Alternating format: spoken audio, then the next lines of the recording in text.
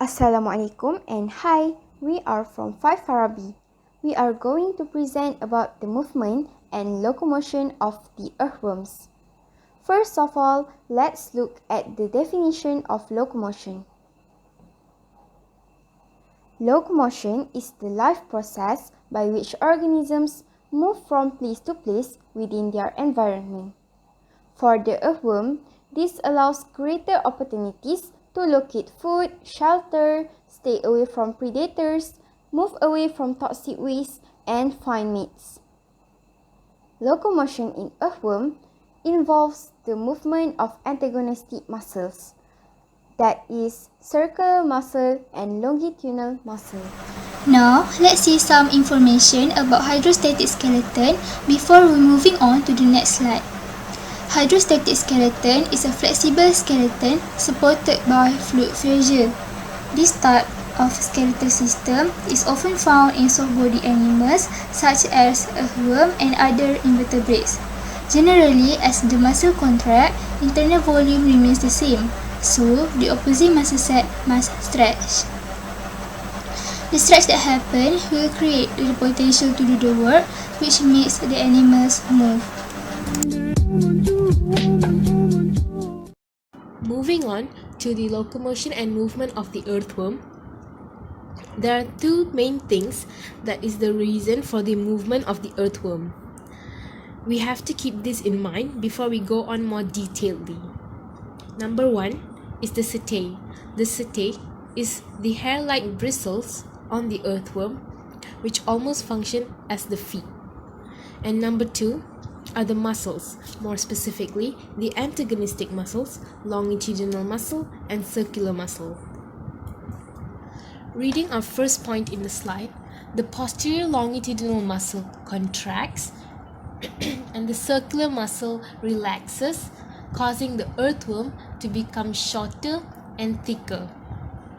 What is trying to be said here is the back part of the earthworm, which is the posterior part, will become short and thick because of the contraction of the longitudinal muscle and the relaxing of the circular muscles.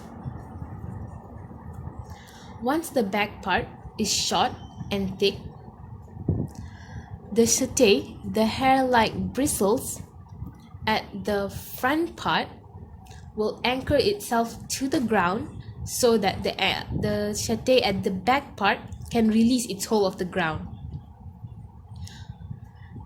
Now, the front part's circular muscle will contract and the longitudinal muscle will relax, causing the front part to become longer and thinner.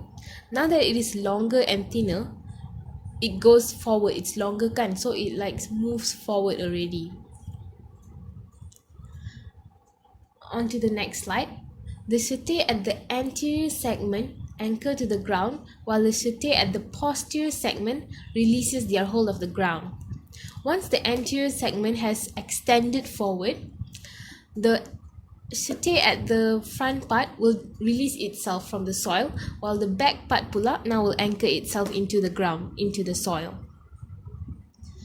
And now that the front part is longer, it actually gives a sort of motion and it will pull the back part to the front. That is what's trying to be said in the fifth point. The posterior segment, which is shortened, is pulled to the front. Okay, for a small overview,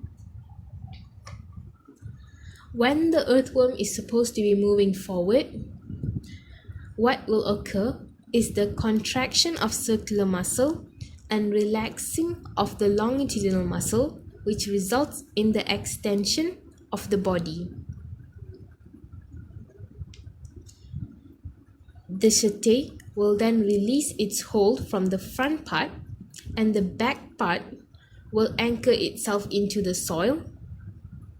The setae of the back part will anchor itself into the soil so that the contraction of body can occur in the back part, which is caused by the contraction of longitudinal muscle and relaxing of circular muscle. Now that it's short and thick, it will release its setae and the front part will anchor itself, pulling the back part to the front, causing the movement the locomotion of the earthworm. And that is all from us. Thank you very much.